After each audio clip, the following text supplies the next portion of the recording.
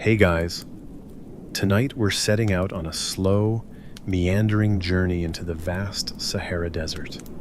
Not as it is today, a blinding sea of sand and heat, but as it once was.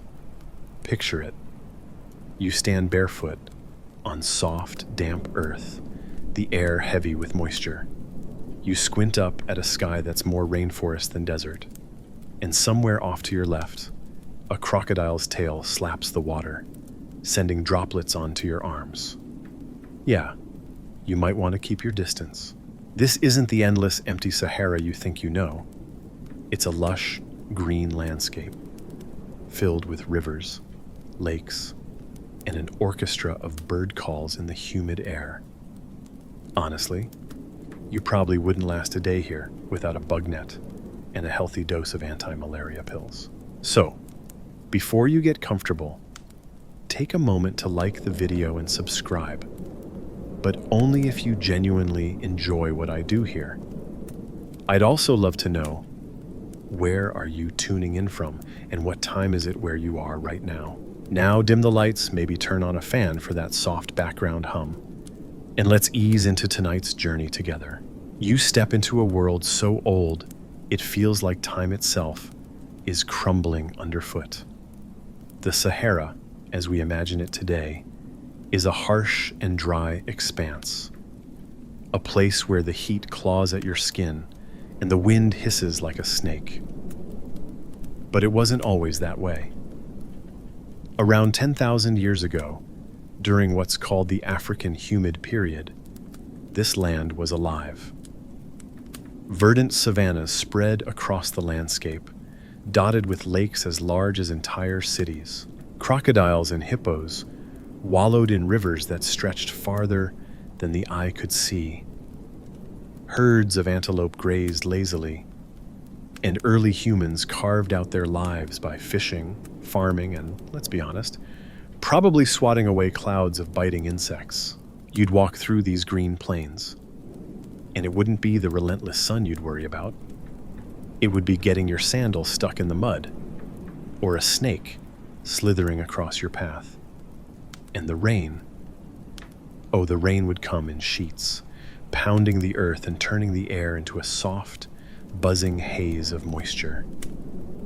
Historians still argue whether this lush period ended in a slow, gentle fade, or a sudden, catastrophic shift that left people scrambling for water as the climate dried up.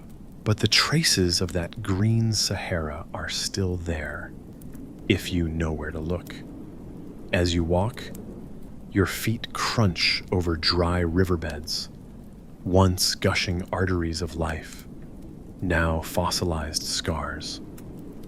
The rocks beneath you are speckled with ancient pollen, tiny bits of plant life that hint at forests long gone. In some places, you even find fossilized bones of crocodiles and fish, half buried in sand, like nature's own time capsules whispering, "We were here once." And the people? They adapted. You find their stories scratched onto stone, petroglyphs etched into rocks, showing cattle herds, dancers, and hunters with bows. Some drawings even show animals that don't live here anymore, giraffes and elephants, mingling with men who look just like you and me. You can almost feel their breath on the back of your neck, see the smudge of ochre on their fingers as they crouch to carve their lives into the walls. It's strange to imagine this place, isn't it? The Sahara, not as a desert, but as a living, breathing world of color and life. But if you listen closely, you might still hear the whisper of rivers, the distant call of a bird that's long since flown away. So, you keep walking, barefoot, the sand warm under your feet, the stars beginning to wink into view as the sky darkens. There's a faint scent in the air, something earthy and old, like rain hitting dry soil. You breathe it in, feeling it settle deep in your chest, and you wonder how long it's been since someone last walked this path. And just as you're starting to think about finding a place to sit and rest, something catches your eye ahead. Something carved into the side of a rocky outcrop, half covered in sand. You brush it off, revealing what looks like a painting. No, more like a story frozen in time. Your fingers trace the outlines, delicate lines of animals, people, and shapes you don't quite recognize. You've stumbled into the next layer of this desert story, a place where art has outlived the artists, and where the whispers of the past are etched in stone, waiting for someone like you to find them. The cave walls are cold beneath your fingertips, worn smooth by the centuries. You pause for a moment, breathing in the dry, dusty air. It tastes faintly of minerals, like a memory of water long since vanished. You can almost hear the echo of voices, low and melodic, chanting as figures dance across these walls. Figures painted thousands of years ago, when the Sahara was a different place entirely.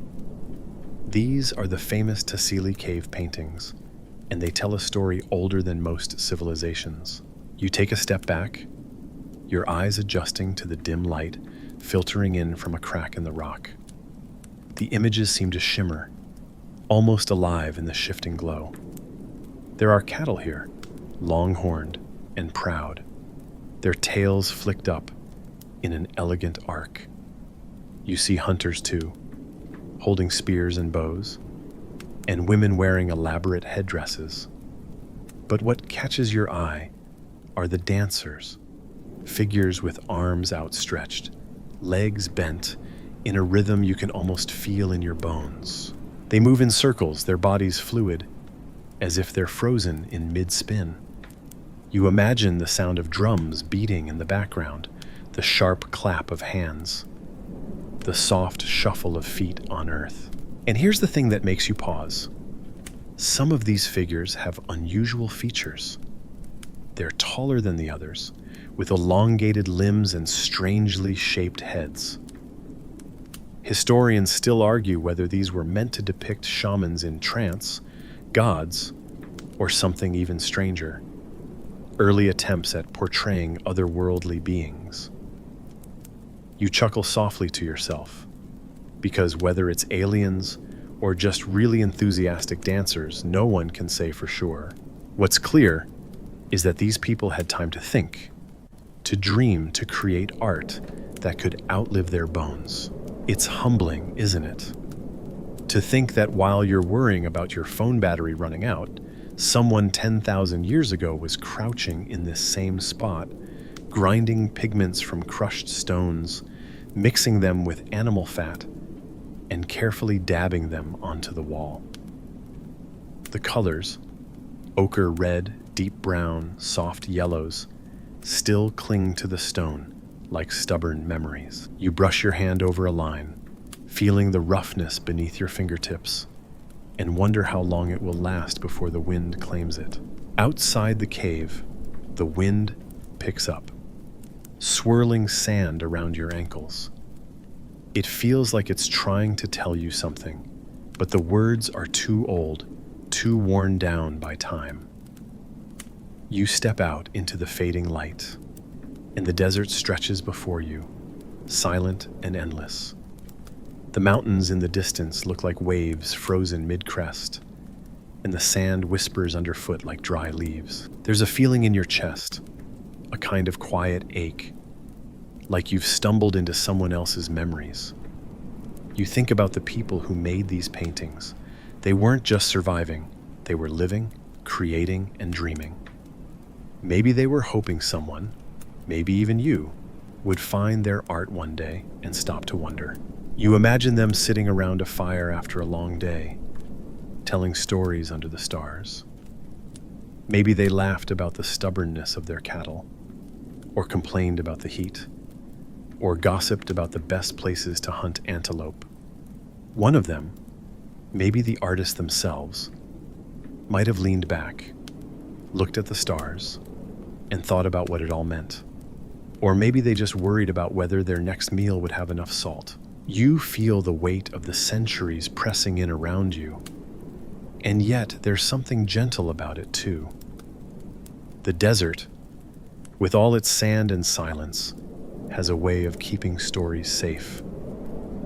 Not all of them, of course. Some are lost forever, swallowed by shifting dunes. But a few, like these paintings, cling on, whispering across time, inviting you to listen. And as you step away, the wind carries a faint sound, a soft drumming, maybe, or just your own heartbeat in your ears. You turn one last time to look at the cave, the figures frozen in mid-dance, and you wonder, what were they celebrating? A good hunt? A coming rainstorm? A birth? Historians still argue whether these images were religious, practical, or just someone's attempt at a prehistoric art gallery. You smile, because either way, it's a beautiful thought that in the middle of an ancient green Sahara, someone found the time to dance. You leave the cave behind, the dancers lingering in your mind like a half-remembered tune. The sand crunches underfoot, a soft, steady sound as you wander farther across the ancient landscape. The air feels drier now, the moisture from that green Sahara slipping away with each step. And soon, the wind carries whispers of something new. A place where the ground hums with forgotten wheels, where warriors once thundered across the sands in chariots. You're walking toward the heart of an empire. Garama, the capital of the Garamantes. It's not much to look at now, just crumbling stones and a scatter of sand, but once, this place thrived in the middle of nowhere. Picture it.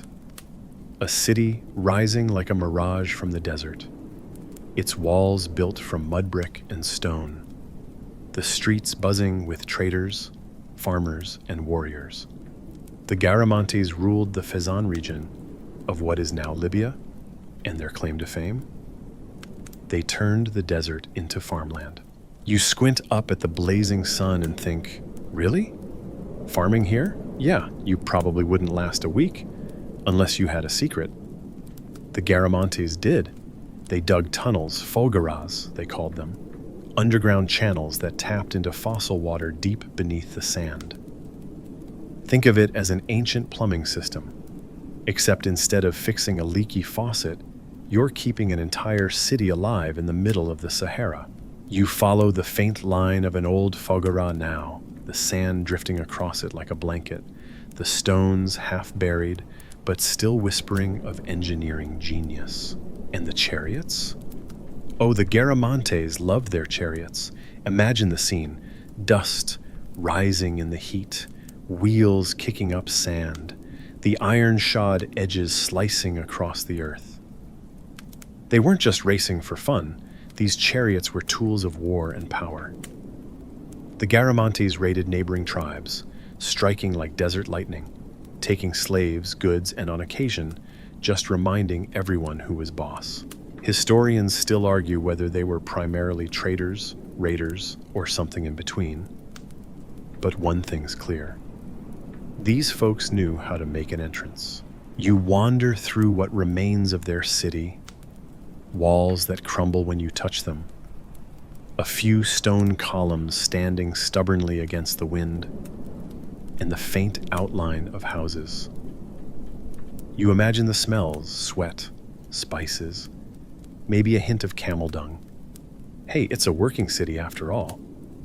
Someone nearby would be grinding grain, the steady rhythm of stone on stone, blending with the low hum of voices. Children might be chasing each other in the dust, their laughter ringing out across the sand. And somewhere, a scribe might be scratching symbols onto a tablet, recording how much grain was owed for the water drawn from a fogara that morning. You pause beside a low wall, brushing your hand over a carved stone. It's worn smooth, the details faded, but you can almost make out the shapes. Maybe a sun, or a symbol for water. The wind sighs around you, and you wonder how many people have stood exactly here, looking out over this desert city, dreaming of rain. But the Garamantes story doesn't end with chariots and clever irrigation. No, there's a twist. You see, as powerful as they were also caught between empires. Rome to the north, the kingdoms of sub-Saharan Africa to the south. Let's just say being in the middle of the Sahara isn't always the best real estate. They traded with the Romans, sending slaves, gold, and exotic animals in exchange for wine, olive oil, and fancy pottery, but they also fought them. There's a Roman historian, Tacitus, who describes the Garamantes as bold and warlike. Though honestly, that sounds like the ancient version of those rowdy neighbors down the street. Eventually, the Garamantes faded. The fogaras dried up, the chariots rusted, and the sands reclaimed the land. Today, only fragments remain. A few stones here, a broken wall there, a half-buried pot. Yet when you stand in Garama's ruins, you can almost hear the thundering hooves, feel the heat of the day, and sense the pulse of a city that dared to bloom in the desert. You walk on, the sun dipping lower in the sky, the shadows stretching long. You think about the Garamantes, about how they farmed under sand, how they rode chariots across the dunes, how they lived and dreamed in a place where most of us would just give up. And you wonder what stories the desert still hides beneath its shifting surface, waiting for someone to brush the sand away and listen. The air grows cooler as you press on, the sun a soft orange disk sinking toward the horizon. You follow the faint trace of a caravan route, imagining the soft shuffle of feet and the jingle of harnesses ahead. A scent drifts in. Warm spices, cured leather, and something faintly sweet. You're approaching the beating heart of a desert crossroads, the city of Qasr al-Hayr al-Sharqi. Picture it, a stone fortress rising out of the sand like a mirage. Traders approach from all directions, camel trains swaying under bales of silk, wool, dates, and dried fruit. There's a clatter of brass trays, the gentle crackle of a cooking fire, and the low murmur of haggling voices. You step through a wide gate, greeted by the sight of a bustling market. A man in a striped robe calls out an offer on saffron, while another squats beside a mound of almonds, waving flies away lazily with a palm fan. This place, built in the 8th century under the Umayyad caliphs, was more than just a stopover. It was a statement. A caravanserai and a palace rolled into one. It offered protection and a touch of luxury for merchants braving the unforgiving desert. You walk past walls decorated with intricate carvings, arches framing views of the dunes beyond. A courtyard opens up, cool underfoot, shaded by woven mats and cloth canopies. There's a faint splash of water nearby, and you turn to find a small fountain, a rare and precious sight in the desert, a gift to the weary traveler. You pause near a spice stall, where the air hums with the rich scent of cinnamon and cloves. The merchant grins, gold tooth flashing in the sunlight, and waves a hand over a heap of dried ginger. You wonder how many of these traders traveled thousands of miles, some from as far as China, India, or sub-Saharan Africa, risking bandits, sandstorms, and the constant ache of thirst, all for a pouch of pepper or a bolt of silk. The hum of the marketplace feels timeless, but of course, nothing lasts forever. Historians still argue whether Qasr al-Hayr al-Sharqi was primarily a royal retreat, a defensive outpost, or a glorified trade stop. Maybe it was all three, or maybe it was just the desert's way of showing off. What's certain is that its grandeur couldn't stop the sands from creeping in. Over the centuries, the caravans dwindled, the fountains ran dry, and the walls crumbled back into the earth. As you stroll through the market in your mind, you can almost hear the call of the muezzin echoing across the dunes, the sound softened by distance and time. A boy dashes past you, nearly tripping over a camel's tether, his laughter ringing out like a bell. A woman in a dark veil carefully selects spices, her fingers brushing lightly over the bright red threads of saffron. And you wonder what stories she carries. You reach out to touch a carved pillar, tracing your fingers over a pattern of intertwining vines. The stone is warm under your hand, the design delicate yet purposeful. It makes you think about the hands that carved it, the hours spent chipping away at stubborn rock to create something beautiful. You smile, because even in the middle of a desert, people found ways to make art. A caravan leader waves to you as if to say, "Come on, we're moving on." His camels grunt and jostle, eager to press forward. The air smells of dust and warm fur, the faint metallic scent of coins clinking in leather pouches. You feel the pull of the road, the endless horizon promising adventure, or at least a good story to tell back home. And as you leave the market behind, you glance back one last time at the crumbling walls of Qasr al-Hayr al-Sharqi. The wind whispers through the arches, tugging at the loose edges of a woven cloth, and you imagine the voices of traders long gone, haggling, laughing, whispering secrets under the stars. You walk on, the scent of spices fading, the sand crunching softly beneath your feet. The desert stretches before you, and you wonder what other treasures it holds. What stories are still buried beneath the dunes, waiting for someone like you to come along, pause, and listen. The market sounds fade into the wind behind you, and the night air begins to cool your skin. You pause to tie your scarf a little tighter, though honestly, the desert's chill is a refreshing change from the sun's relentless glare. You walk on, and soon the scent of spices and camel sweat gives way to something subtler, something older, the faint, almost forgotten scent of damp earth. Ahead, the sand glitters faintly, and you realize it's not just sand at all.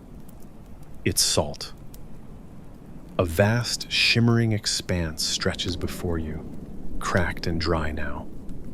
But once it was a lake, a massive lake so big it would swallow cities whole. This is one of the lost lakes of the Sahara, a ghost of water past. You close your eyes and try to imagine it. The breeze would carry the smell of fish, the slap of water against reeds. Maybe you'd hear the cry of flamingos, their pink wings flashing in the sun as they danced across the shallows. You smile, because yes, there were flamingos here once, thousands of them, feeding on tiny shrimp in the warm, briny water. You picture yourself wading into the shallows, feeling the mud squish between your toes, maybe trying your luck at fishing with a net woven from desert grass. Historians still argue about how big these lakes were. Some say they rivaled the Great Lakes of North America, while others think they were more like seasonal wetlands. But one thing's for sure, water was here. And where there's water, there's life. You picture reed boats bobbing gently in the breeze, fishermen hauling in their catch, and families gathering by the shore to wash clothes, cook, and tell stories. And then, as the centuries passed, the rains faded, the lakes shrank, leaving behind salt flats like Tagaza, where the ground sparkles under the sun, but the air is dry as bone. The fish died, the flamingos flew away, and the people had to adapt or move on. Some tried to stay, chipping salt from the earth and loading it onto camels, selling it to caravans that stretched from the Atlantic coast to the heart of the Sahara. You crouch down, scooping up a handful of salty sand. It clings to your fingers, a reminder of the water that once covered this land. You wonder what it would have been like to live here when the lake still existed. Would you have been a fisherman? A trader? Maybe just someone sitting by the water's edge, skipping stones and watching the clouds drift by. The sun sinks lower, and the sky shifts into a soft watercolor of lavender and gold. The stars begin to wink into view, and you feel a hush settle over the desert. It's a beautiful kind of quiet, the kind that makes you breathe slower, your mind drifting like sand in the breeze. You remember that crocodile you spotted back in the green Sahara? Well, you'd have found them here too, once upon a time. Yep, crocodiles in the Sahara. Kind of makes you rethink your desert survival skills, huh? The wind brushes against your cheek, and you imagine it carrying whispers from the past. Voices laughing, water splashing, the soft swish of reeds against a boat's hull. But those sounds are fading now, swallowed by the sand. The lakes are gone, the people have moved on, and the desert reclaims what it can. You rise slowly, brushing the salt dust from your hands, and look out across the cracked earth. It's beautiful in a lonely way, this empty space where water once sparkled and flamingos danced. You take a slow, deep breath, filling your lungs with the dry air, and you feel the weight of time pressing gently on your shoulders. The Sahara is like that, always shifting, always changing. What was once a lake becomes a salt flat. What was once a city becomes a ruin. And what was once a bustling, noisy world full of life becomes quiet. You walk on. The stars bright above you, the ground crunching softly underfoot. And as the air cools, you wonder, what other stories lie buried beneath this endless sea of sand, waiting for someone like you to come along and listen? The ground feels cooler under your feet now, each step a gentle reminder of how the desert shifts beneath you. Always in motion, always hiding things just beneath the surface. Your footsteps seem to echo, though there's no one else around. But ahead, as the moonlight brushes the dunes with a soft silver glow, you see something rising from the sands. A cluster of walls, low and crumbling, but unmistakably shaped by human hands. You've arrived at Timbuktu, or what's left of it. Not the legendary city of gold and wonder that once dazzled the world, but the quiet, dust-covered remains of a place that was once the intellectual heart of the Sahara. You step carefully into a narrow alley, the buildings leaning in like old friends whispering secrets. The air smells faintly of parchment and dry earth, a library's breath lingering long after the books are gone. You imagine the soft rustle of pages, the scratch of reed pens on paper, the murmur of voices deep in study. Timbuktu wasn't just a city. It was a treasure trove of knowledge, where traders and scholars gathered, exchanging more than just goods. Gold, salt, and slaves changed hands, yes, but so did ideas. The city's libraries held manuscripts on everything from astronomy and mathematics to poetry and law, written in elegant Arabic script, the ink faded, but still legible. You run your fingers along a cracked wall, imagining the rows of shelves stacked with scrolls and books. Historians still argue over how many manuscripts once filled Timbuktu's libraries. Some say hundreds of thousands, others claim fewer. But even a single volume would be enough to transport you. A recipe for a medicinal balm made from desert herbs, perhaps. or a diagram of the stars mapped out by a long-forgotten scholar, tracing the paths of planets across the night sky. You picture yourself seated cross-legged on a woven mat, the hum of the city outside, a candle flickering as you lean closer to a manuscript. Maybe it's a letter from a distant land, or a philosophical musing about the meaning of time itself. Your eyelids grow heavy, the script blurring, the voices of ancient scholars blending into a soft, comforting murmur. But of course, this oasis of knowledge wasn't safe forever. Timbuktu faced invasions, fires, and the relentless gnawing of time. Many manuscripts were hidden away, tucked into secret corners or buried beneath the sand to protect them from raiders. Others, tragically, were lost. You pause beside a crumbling doorway, the threshold worn smooth by countless feet. It's easy to forget, standing here in the quiet, that this city was once a bustling hub. Merchants shouting prices, camels grumbling. The air thick with the scent of spices, sweat, and ink. A breeze kicks up, stirring a small drift of sand at your feet. You kneel and brush it aside, revealing the corner of what might have been a page, its edges darkened by age, its letters faded, but still dancing across the surface. You can't quite read it, but you feel the weight of its story. You smile, thinking of the people who sat here long before you.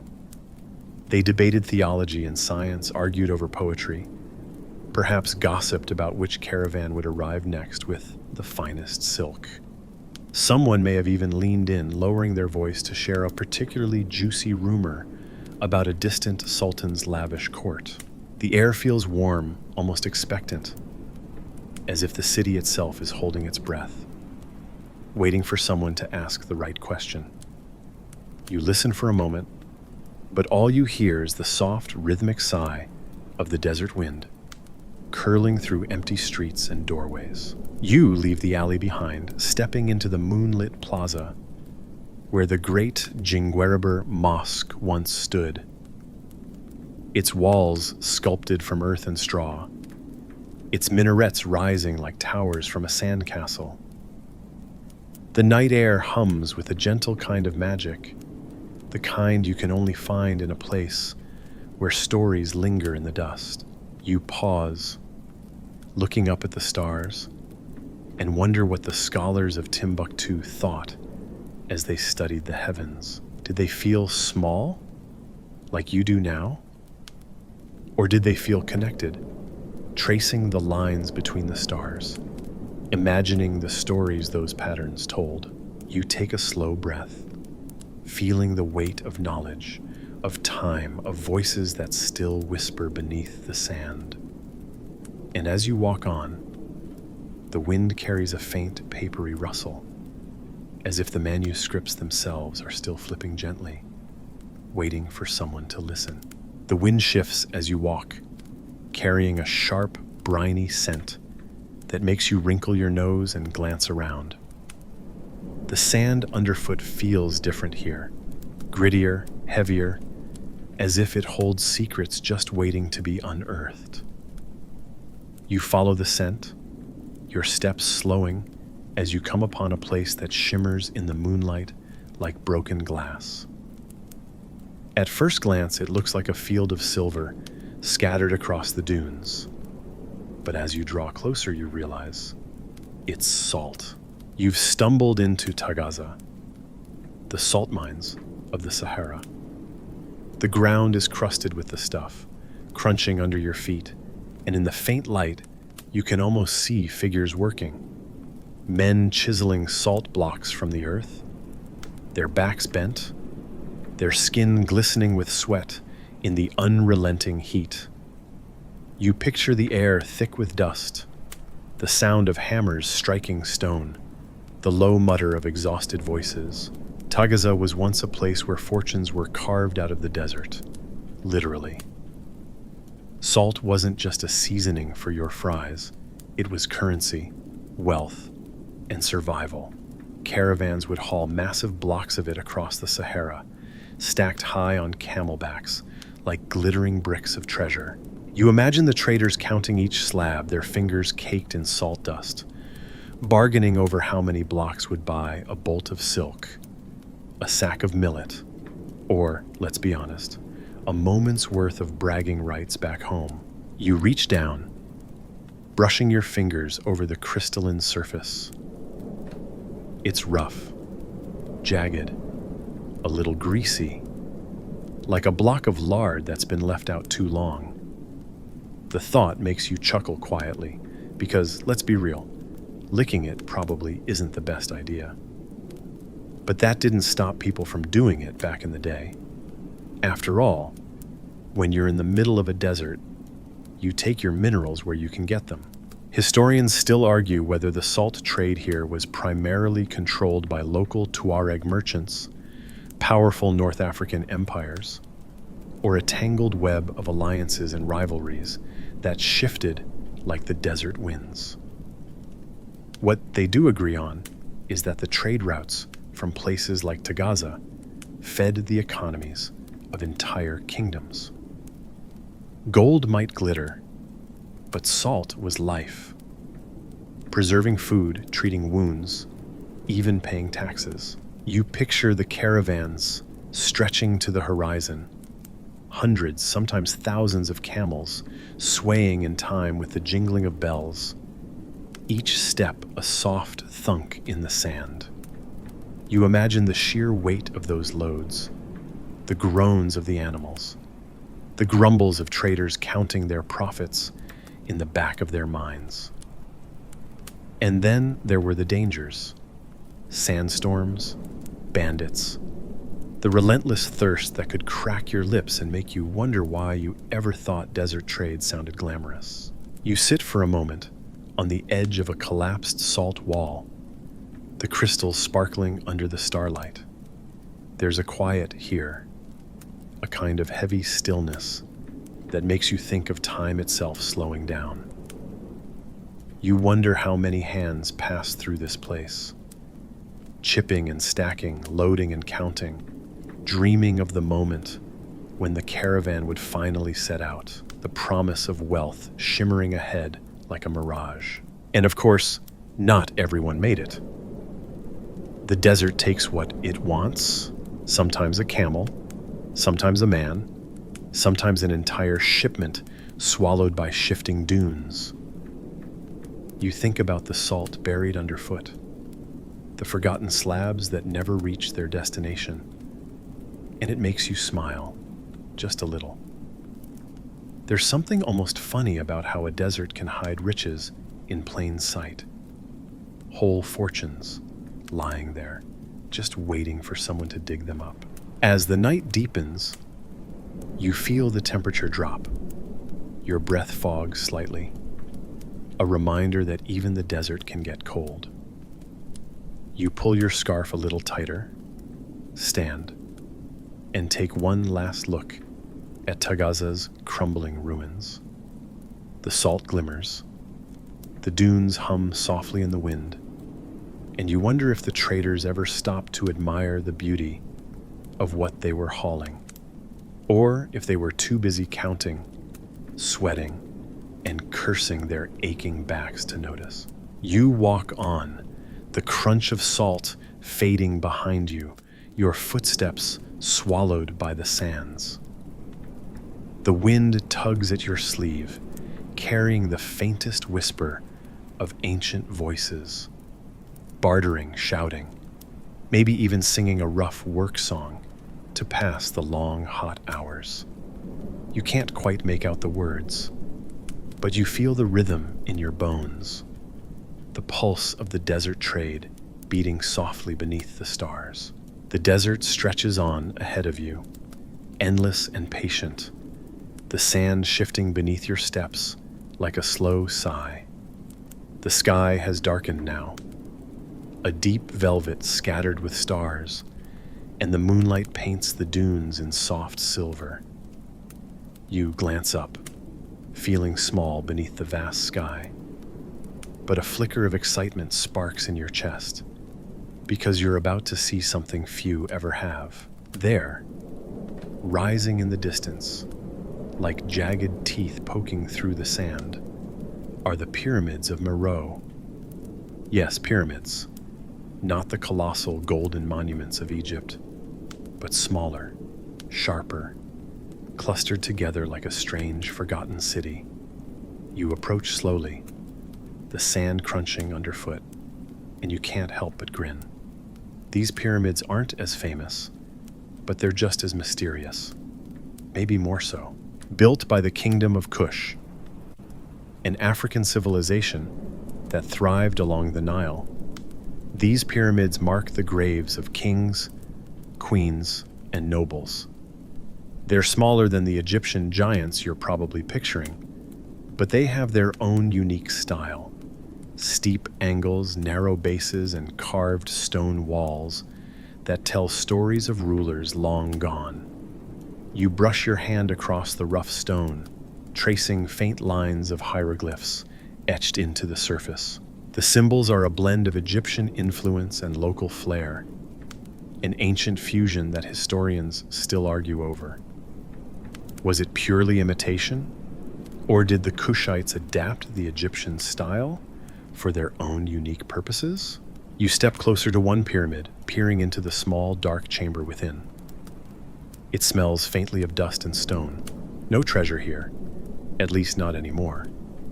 Most of the riches were looted long ago, carried off by raiders, European explorers, or simply swallowed by time. But the bones? They're still here, buried beneath layers of sand and rubble, quiet and undisturbed. And here's a fun tidbit. Some of these pyramids were built for queens, powerful women who ruled in their own right, wearing crowns and holding scepters just like their male counterparts.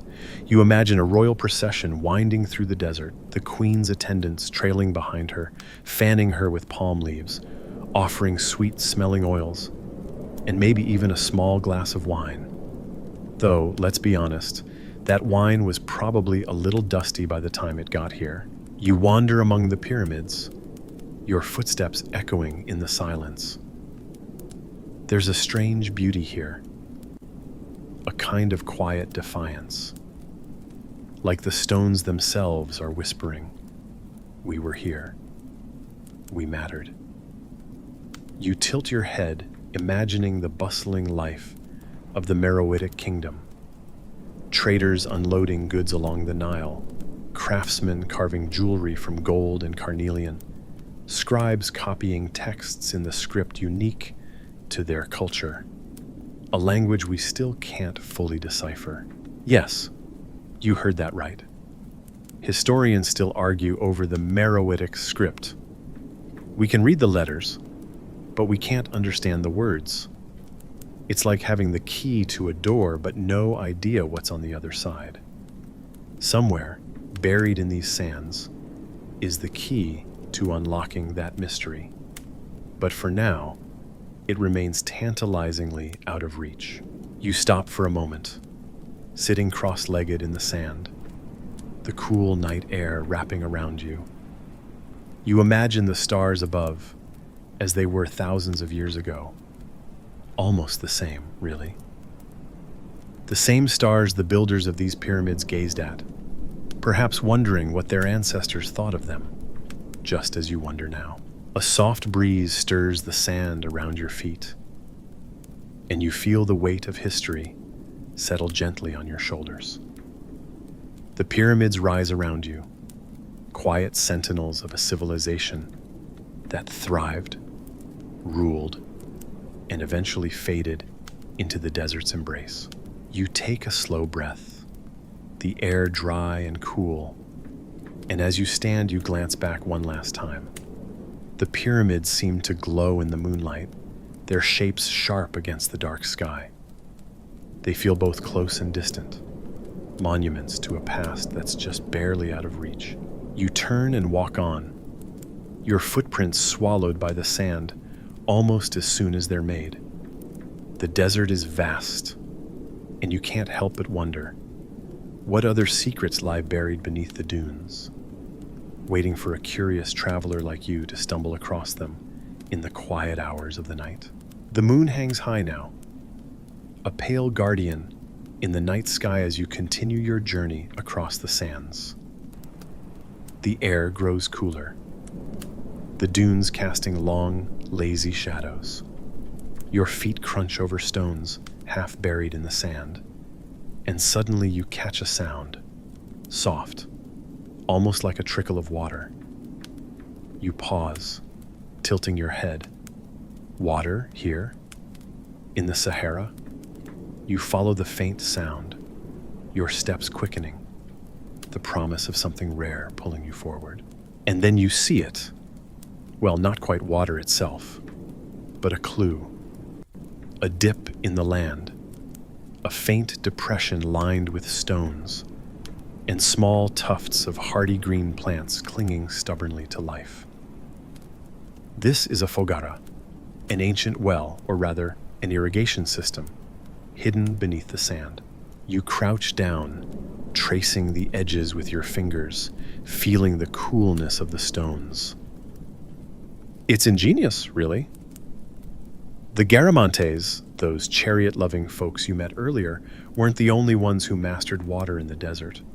Across the Sahara, different cultures dug these underground channels, tapping into fossil water. Hidden rivers from an age long past, sealed deep beneath the surface. You can almost picture the builders. Teams of workers digging, hauling dirt, reinforcing tunnels with stone. Their sweat mixing with the earth as they chase the precious flow of water. You follow the faint line of the fogara with your eyes, imagining it stretching for miles beneath the sand. A secret river pulsing quietly beneath the dunes.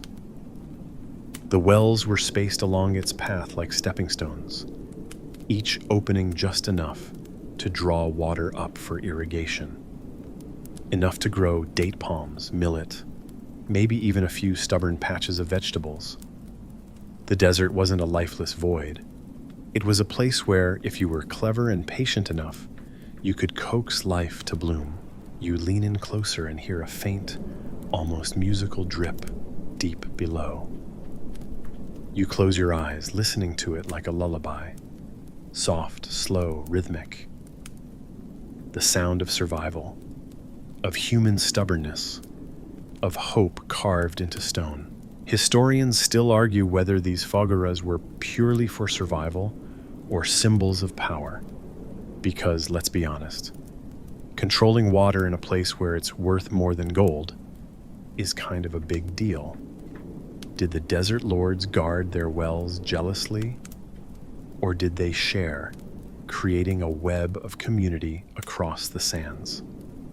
It's a question that lingers in the air, unanswered.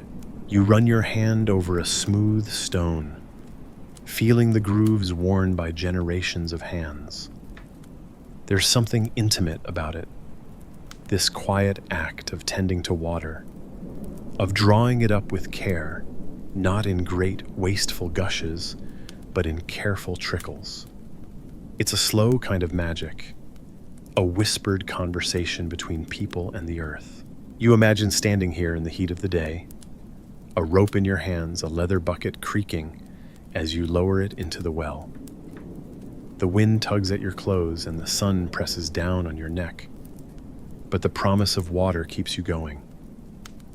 You haul the bucket up, hand over hand, the muscles in your arms burning, and when you finally pour that water into a waiting clay pot, it feels like a tiny victory, a quiet rebellion against the desert's harshness. And then, as now, the desert is patient. Fogaras eventually dry up. The tunnels collapse. The sand creeps back in, erasing the careful work of generations. But not all at once. Here and there, a trickle still flows, a stubborn reminder that life once thrived in the unlikeliest of places. You stand, brushing the dust from your hands, and glance back at the faint outline of the fogara snaking across the sand. It's easy to miss if you're not looking for it. Just a subtle dip, a whisper beneath the dunes. But once you know it's there, you see it everywhere.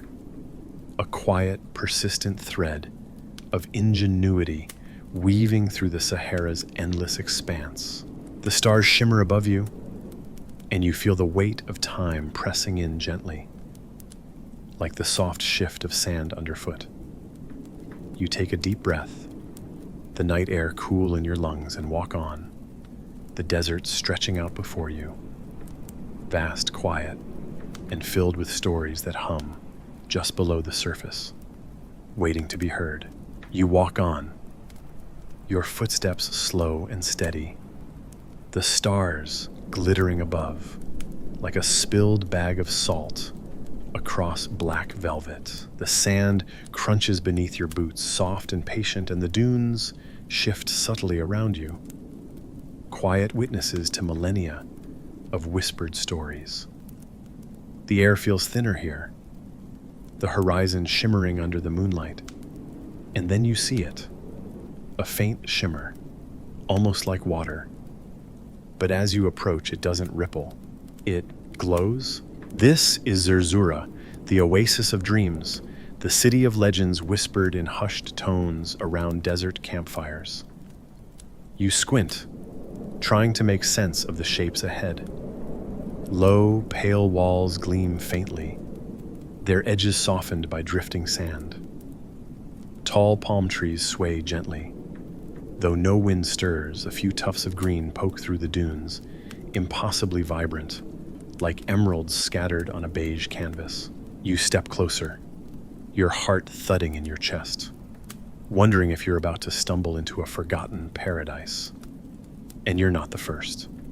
For centuries, travelers spoke of Zerzura, a white-walled city in the middle of the desert, guarded by fierce black-skinned giants, where treasure glittered and the air shimmered like a mirage. Some said it was a place of refuge, a hidden kingdom of peace and prosperity, while others, well, they muttered about curses and spirits, about people who wandered in and never came back out. You pause, squinting at a low, broken wall, tracing your fingers over the smooth, sun-bleached stones. They feel ancient, weathered by time, yes, but strangely well placed, almost as if someone wanted you to find them. You wonder, was this Zerzura, or just another mirage, a trick of the desert, a story half told and half invented by traders too thirsty to care? Historians still argue whether Zerzura ever truly existed. Some believe it was a real oasis, its location now lost to shifting sands, while others think it was a myth, born of desperation, a tale spun by traders longing for water, food, and the promise of safety. But standing here, surrounded by silence and a faint, inexplicable shimmer in the air, you can't help but feel that maybe, just maybe, there's a sliver of truth hidden in the legend. The night air hums softly around you, and you imagine what it might have been like to stumble upon this place as a weary traveler. The shock of green in the endless beige, the scent of sweet water, the rustle of palm leaves overhead. You drink deeply, your throat raw from the dust, the water cool and smooth on your tongue. You'd sit under the shade, your eyes adjusting to the sudden burst of life. And maybe, just maybe, you'd wonder if you were dreaming. A low breeze brushes past your cheek, almost like a sigh. And you smile at the thought of all the explorers who've chased Zerzura's shadow, their camels groaning under the weight of supplies, their eyes scanning the horizon for a glint of white walls or a flicker of movement. Some claim to have seen it, to have glimpsed a city shimmering in the distance, only to have it vanish when they got closer. Others left cryptic notes in journals, half crazed with thirst, swearing they'd walked among the palm trees and drunk from crystal clear pools. You lean back, lying on the sand, and stare up at the stars. They twinkle calmly above, ancient and unbothered by your questions. Maybe Zerzura was real, or maybe it was just a dream born from the desert's heat and the ache of longing. Either way, the legend lives on, passed down in whispers across the dunes, woven into the fabric of Saharan lore. The sand shifts softly beneath you, the dunes humming their quiet song. And you think about how many other places like Zerzura might lie hidden, buried beneath the endless desert. Maybe they're waiting for someone like you, someone patient enough to listen, to wonder, to let the story carry them through the night. You rise, brushing sand from your clothes, and glance back in last time. The oasis glows faintly in the moonlight, a soft, almost imperceptible pulse in the darkness. Then, like a sigh fading on the breeze, it's gone. You smile, the mystery lingering in your mind, and walk on, the desert stretching before you, vast and full of secrets. The night feels thicker now, the air cooler against your skin as you push onward into the desert's embrace. Your steps fall into a quiet rhythm, the sand soft underfoot, and the silence feels like a blanket, comforting, almost hypnotic. The wind whispers across the dunes, and then a sound. Faint at first, but growing. The low, steady creak of wooden saddles, the soft shuffle of hooves in the sand, and the distant jingle of brass bells swaying with each careful step. You pause, listening, and soon they appear. A long, winding caravan, stretching across the horizon like a moving river of shadows. The camels plod forward, their heads swaying, eyes half-lidded in the dark. Traders sit atop them, bundled in thick robes, their faces hidden behind layers of cloth against the dust. You watch as they pass, counting in your head. 10, 20, 50, 100 camels at least. And the line keeps going. This is the legendary caravan of 1,000 camels. A procession so vast it feels like the desert itself is shifting. The air is thick with the scent of sweat, leather, and warm animal fur.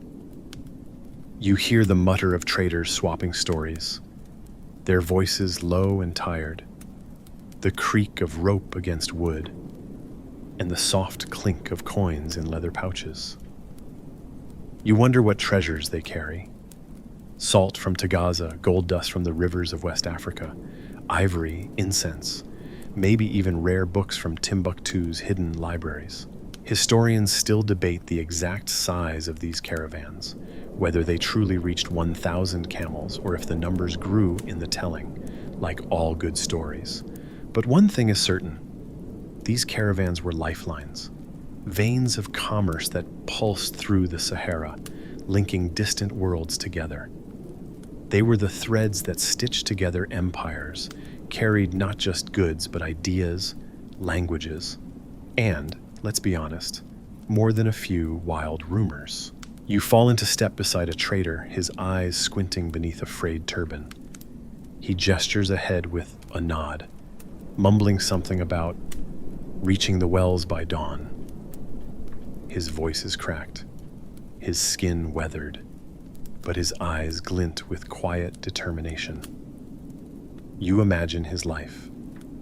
Weeks spent swaying atop a camel, the constant ache in his hips, the blisters on his hands from tugging at ropes and reins. You think about the quiet moments too.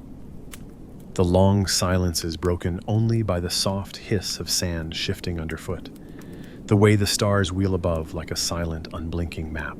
You glance at the camels, their expressions, and well, let's call them unimpressed. They plod on, chewing slowly, their eyelids heavy, their breaths puffing in slow, steady sighs. You have to admit, for creatures that carry entire fortunes on their backs, they have the air of animals who've seen it all and are entirely unimpressed by human ambitions. The caravan pauses briefly as someone tends to a slipping load, bundles of fabric and sacks of grain being rebalanced with tired hands. A child darts between the camels, giggling softly, while an older man mutters a half-hearted scolding, his voice trailing off into a yawn. You catch a snatch of a song, low, rhythmic, a work chant meant to pass the time. It fades as quickly as it began, swallowed by the vastness of the night. You wonder how many stories are carried across these sands, of lost love, of fortunes made and lost, of camels gone rogue and disappearing into the dunes. You smile, imagining the traders swapping tall tales at the next stopover, exaggerating the size of the sandstorm they survived, or the number of bandits they bravely outwitted. The desert, after all, is a place where stories grow like drifting dunes, shifting, swelling, and sometimes vanishing altogether. You watch the caravan slowly disappear into the darkness, the last faint jingle of bells trailing behind like an echo. The night grows quiet again, and you find yourself standing alone. The sand cooling beneath your feet, the sky above a swirl of stars. You close your eyes for a moment, breathing in the faint scent of camel and spice, and you wonder, how many feet have walked this path before you? How many caravans have left their footprints here, only to have them swept away by the wind? You open your eyes, the desert vast and quiet once more, and you keep walking, because there's always more to find in the Sahara, more stories waiting to be uncovered beneath the endless shifting sands. You've been walking a long time now, lulled by the rhythm of your own footsteps, the whisper of sand brushing against your clothes, the endless hush of the desert. Your path leads you toward a different kind of trail, not left by camel or cart, but woven into cloth, curled inside the threads of ancient fabric. The sand beneath you hardens slightly, as if even the earth is leaning forward to hear the next part of the story. Because this isn't about gold or salt or ancient kings. This is about something softer, simpler, and in many ways more personal. You reach down and brush the dust from a small tangle of cloth, half buried under a drift. The fibers crumble slightly at your touch, but some still hold together, the weave tight, the dye faint but visible. A pattern of geometric shapes in faded indigo and red. You've found a whisper of Saharan cotton, part of a forgotten textile trade that once stretched through empires. You sit cross-legged in the sand, the scrap of fabric in your palm, and you imagine the hands that made it. Someone once harvested cotton from low desert shrubs, seeds clinging stubbornly to the fluff. Someone else spun the fibers into thread, foot pumping a wooden spindle, the dry air filled with the faint squeak of working tools. A weaver followed, deft fingers dancing over a loom, eyes squinting in the half-light of a mud brick workshop. And then there's the dyer, elbow deep in vats of fermented indigo, the air thick with the tang of minerals and lye. They'd dip the fabric again and again, watching it change from green to blue under the air, magic trick by oxidation. Historians still argue just how far the cotton trade stretched, whether Saharan cotton traveled north to Roman cities or east into Arabia, or if it mostly served regional needs. But there's no denying its presence in ancient inventories, in trade ledgers written in Arabic, Berber, and occasionally Latin, crinkled and stained with time. You picture a caravan arriving in a desert town, bolts of cloth unfurling in the hands of merchants. One holds up a tunic, finely woven, dyed deep indigo, maybe embroidered with camel hair thread. Another tosses a bundle of patterned scarves to a waiting trader, who immediately wraps one around her face, shielding her from the wind and sand. The cotton wasn't just for clothes.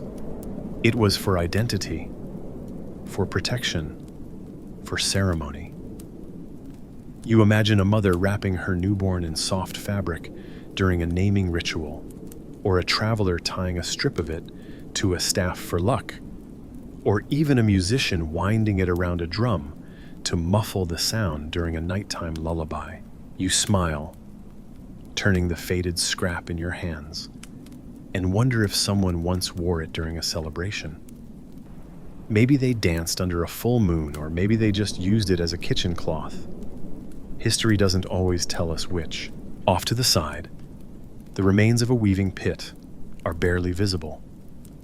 Sun-dried bricks forming a shallow depression. A few scattered spindle whorls nearby. You run your hand over one, a disc of stone with a hole through the center. It fits perfectly in your palm. The texture is smooth, worn by fingers long gone. You imagine sitting beside that weaver now, their hands moving with practiced ease, their voice humming a tune under their breath as they twist thread between thumb and forefinger.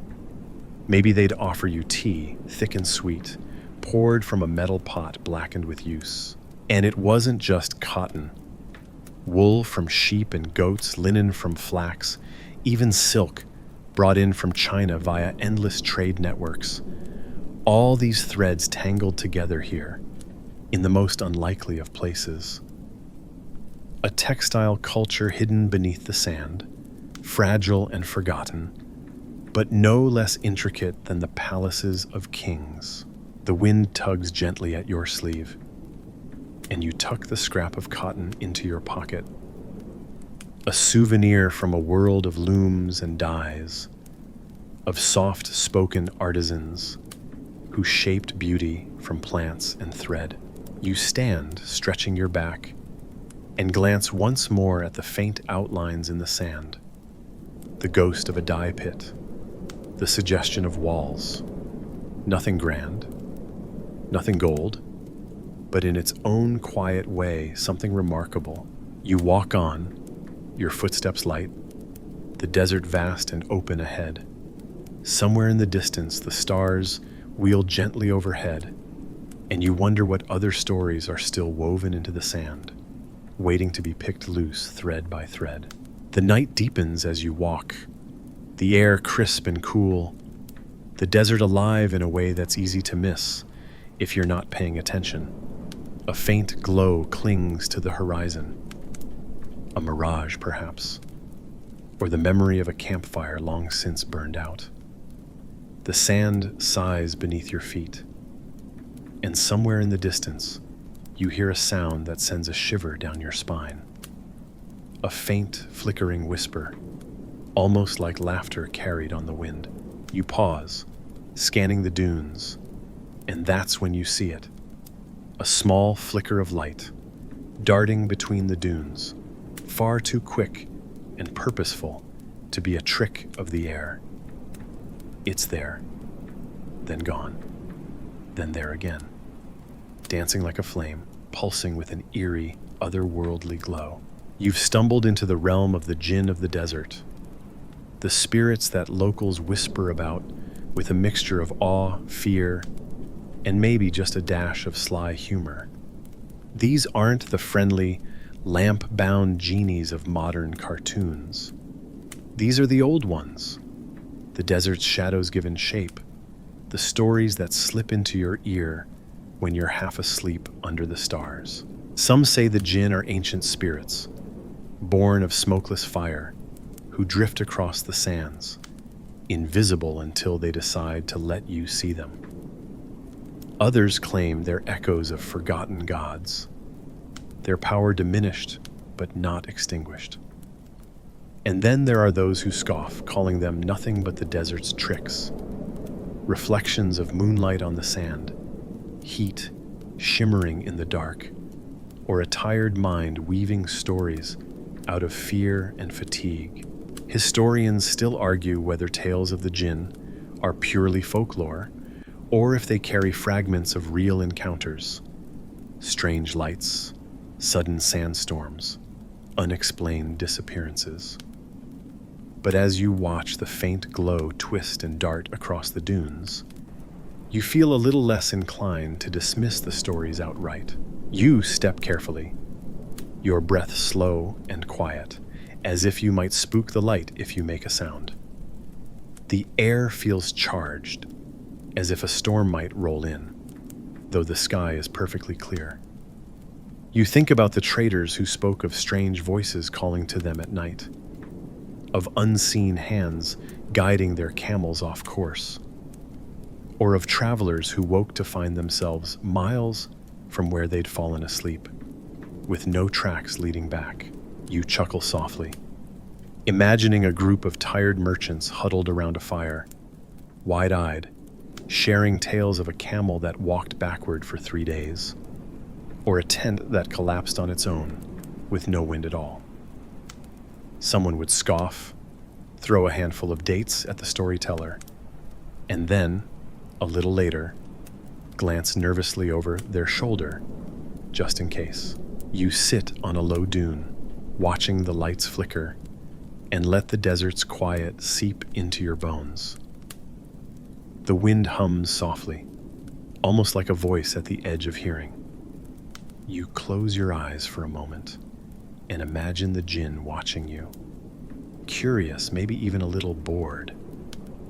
You wonder what they'd say if they could speak, if they'd complain about the sand in their shoes or laugh at the way humans get lost so easily.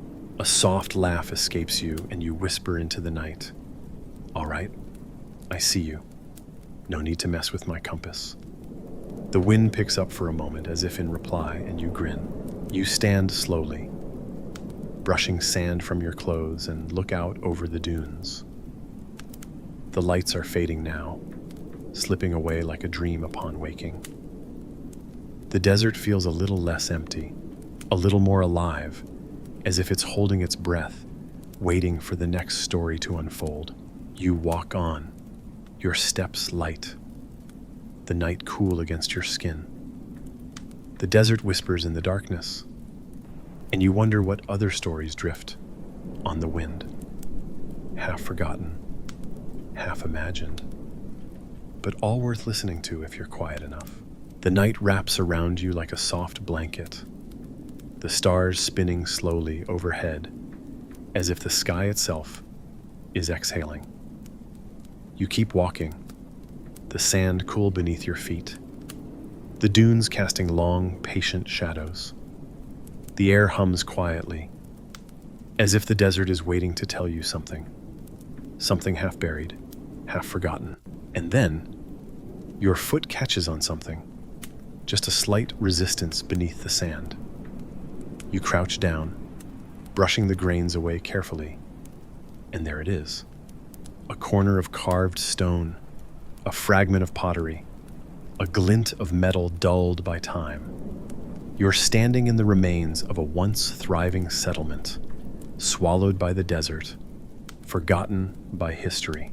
This is one of the sand-buried kingdoms, a place that once rang with laughter, footsteps, and the clatter of market stalls, now reduced to whispers under the dunes. You picture it in your mind, walls rising from the sand, archways casting shadows over bustling streets, children darting through narrow alleys. The scent of roasted grain and spiced stews fills the air. The sound of a blacksmith's hammer echoes faintly, and merchants argue over the price of dates and almonds. Historians still argue over how many such cities lie hidden beneath the Sahara, whether there are dozens or perhaps hundreds, swallowed by sandstorms, abandoned as trade routes shifted, or forgotten when wells ran dry.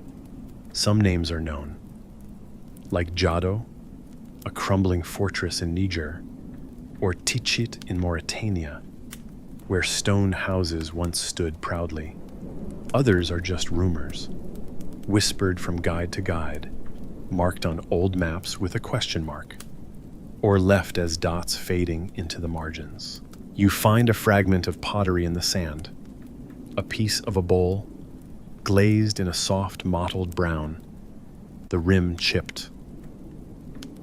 You imagine someone eating from it, maybe a stew of millet and lentils, maybe a handful of dates washed down with water drawn from a deep, cool well. That person had a name, a story, a family. And now, all that remains is this shard, worn smooth by time. You stand and brush your hands on your clothes, feeling the weight of the years pressing in gently. The sand dunes shift, slow and inevitable, like a giant breathing in its sleep. You wonder how many stories have been lost, whole lives swallowed by a single storm, or forgotten when the last person who remembered them closed their eyes for the final time. You picture traders arriving here long ago, leading camels heavy with salt and gold, their faces lined by sun and wind. They'd dismount, stretch, and maybe trade stories over a fire. Stories of strange lights in the desert, of oases glimpsed and then lost, of kingdoms so rich they paved streets with silver. They'd laugh, shrug, and move on, never quite sure what was real and what was just the desert playing tricks. You look around, taking in the quiet, just the wind brushing across the sand, the faint creak of shifting dunes, and the distant glint of stars reflected in the curve of an old, half-buried well. You imagine the people who once drew water here, the buckets raised hand over hand, the creak of rope, the splash of cool water into clay jars.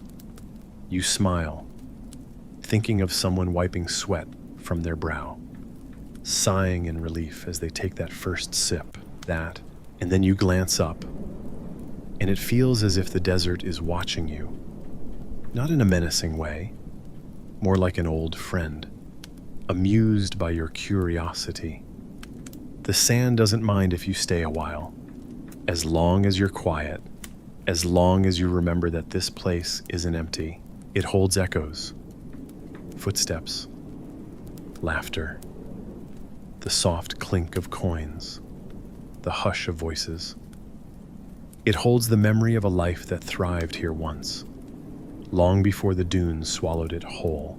You step away, your footprints already beginning to blur. The wind sighs, the stars shimmer, and you keep moving forward, because the desert stories aren't done with you yet. The night has deepened into a quiet, endless black. The stars above you sharp and bright, their light like ancient silver dust scattered across the sky. The dunes stretch ahead, pale and smooth in the moonlight, and you keep walking, your steps soft, your breath slow. The air is cool against your skin, the sand cool beneath your feet, and there's a stillness now, an almost sacred hush that seems to hum just beneath the surface. You pause for a moment, standing still in the middle of the vast desert. The wind brushes past you, and you swear you hear it. Soft, faint, almost like footsteps just out of reach. It's not a sound you can quite catch, more like an echo wrapped in sand, the faintest memory of people who once lived here, their lives now reduced to whispers beneath the dunes. You crouch down, letting your fingers sift through the sand. It's soft, dry, but beneath it you feel something harder. Stone, maybe, or a fragment of pottery. You brush it clean, revealing a piece of carved rock, a faded pattern still clinging to its surface. A bead, perhaps, a sliver of bone, a piece of someone's story. You imagine them standing here, Maybe a merchant counting coins in the morning light. Maybe a mother braiding her daughter's hair. Or a child chasing a dog through the alleys, their laughter ringing out in the air. The city would have been bustling. Animals braying, traders calling out prices, the smell of baking bread drifting through the streets. You close your eyes, letting the sounds fill your mind. The shuffle of footsteps, the clink of pottery, the low hum of voices. And then the sand came. Slowly, perhaps like a soft, creeping tide, or suddenly, in a storm that howled through the streets, filling doorways and alleys, burying walls and wells. Historians still argue whether these kingdoms fell because of war, drought, or trade routes shifting away. Some say they simply faded as water sources dried up. Others suggest they were swallowed by greed and conflict, their wealth attracting the wrong kind of attention. You run your fingers along the stone, feeling the weight of time pressing in. It's humbling, isn't it? To realize how quickly even the grandest city can vanish beneath the sand. Its memory surviving only in whispers, in half-told stories, passed down from traveler to traveler. The wind sighs again, curling around you, and you stand, brushing sand from your hands. Your footprints already begin to soften, the desert doing what it does best, erasing, smoothing, reshaping. The sand doesn't care if you're a king or a trader or a dreamer. It just keeps shifting, burying what it must, revealing what it will, in its own quiet, endless rhythm. You glance up at the stars, wondering if the people of these lost cities gazed at the same constellations, tracing the shapes with their fingers, telling stories about gods and monsters, heroes and fools. You smile, thinking they probably did. And you wonder if someone, hundreds or thousands of years from now, walks across this very spot, will they find your footprints? Will they wonder about you, the same way you wonder about those who came before? You take a slow breath, the desert air cool and dry, and step forward. The sand whispers beneath your feet, the stars twinkle above, and the ancient echoes fade into the night, soft and gentle as a lullaby, gentle as a awe. So now, you slow your steps, your breathing soft and even, and let the weight of the night settle over you like a warm, heavy blanket. The stars shimmer high above, calm and steady, while the dunes stretch out endlessly, soft curves catching the moonlight like gentle waves. You feel the cool sand beneath you, the air brushing against your cheeks, and the quiet hum of the desert filling your ears. Steady, ancient, soothing. The echoes of the stories you've wandered through tonight begin to fade, slipping into the distance like footprints slowly erased by the wind. The camels of the caravans have moved on. The market stalls have been packed away. The libraries are dark, the manuscripts safe and still. The jinn have retreated into the dunes, their flickering lights quiet once more. And the lost cities, those kingdoms of stone and sand, they rest gently beneath the surface, their stories tucked away for another night, another dreamer to uncover. Your breathing slows, your body sinking into stillness, the rhythm of the desert matching the beat of your heart. Each star overhead, a soft pulse of light, each whisper of wind a gentle brush against your skin. You let the stories settle in your mind, soft, distant, comforting. And as you drift, the desert hums around you. A quiet, endless cradle, holding you safe, holding you steady. You feel yourself slipping into sleep, your thoughts loosening like grains of sand, the night folding over you like a warm, dark sky. Sleep well. Sweet dreams.